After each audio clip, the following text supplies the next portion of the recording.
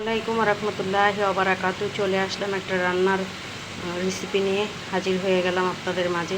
এখানে আমি বটবটি আলু কেটে ধুয়ে পরিষ্কার করে নিয়েছি। এগুলো ধুয়ে পরিষ্কার করে কেটে ভেজে নিয়েছি। এখন চলে যাচ্ছি রান্নাতে। দেখতেই পাচ্ছেন রান্নার জন্য আমার মশলাটা কষানো কমপ্লিট হয়ে গেছে। আমি এখন সবজিগুলো দিয়ে দিব। আমি খুবই অল্প উপকরণ মশলা দিয়ে তরকারি রান্না করার চেষ্টা করি, যেহেতু আমি কাঁচামরিচে তরকারি খাই।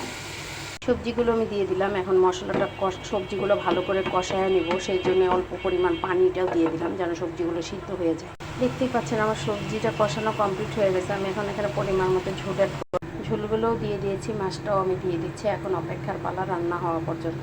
আসসালামু আলাইকুম রহমতুল্লাহি ওয়া বারাকাতু। দেখতেই পাচ্ছেন আমার সবজিটা রান্নাটা কমপ্লিট হয়ে গেছে। প্লিজ কে কোথায় থেকে দেখছেন আমার চ্যানেলটাকে লাইক কমেন্ট করবেন, বেশি করে শেয়ার করবেন। আসসালামু আলাইকুম রহমতুল্লাহি ওয়া বারাকাতু। ফিরে আসবো নতুন আরেকটা রেসিপি নিয়ে আপনাদের মাঝে।